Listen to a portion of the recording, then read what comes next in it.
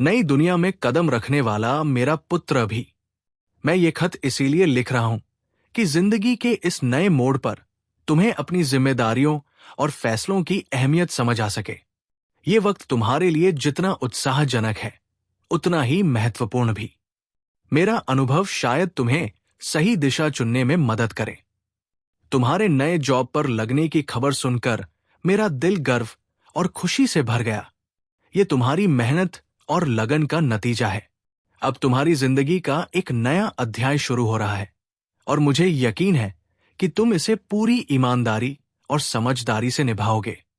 आज मैं तुम्हें अपने अनुभवों का एक छोटा सा निचोड़ लिख रहा हूं।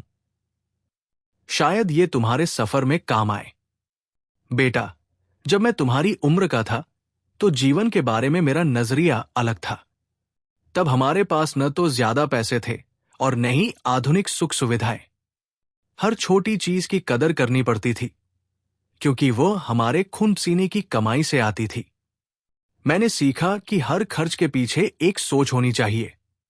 पैसे कमाना जितना कठिन है, उसे संभालना उससे भी कठिन है।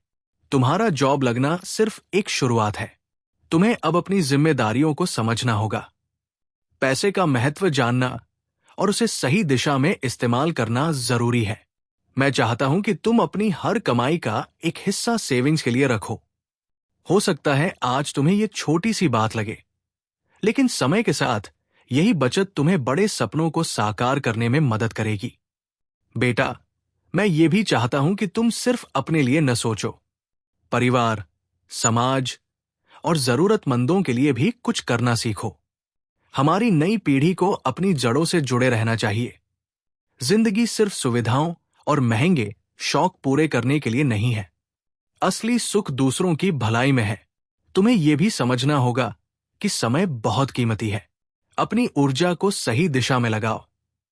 बिना सोचे समझे खर्च करना या दूसरों की नकल में पैसे उड़ा देना तुम्हें नुकसान पहुंचा सकता है।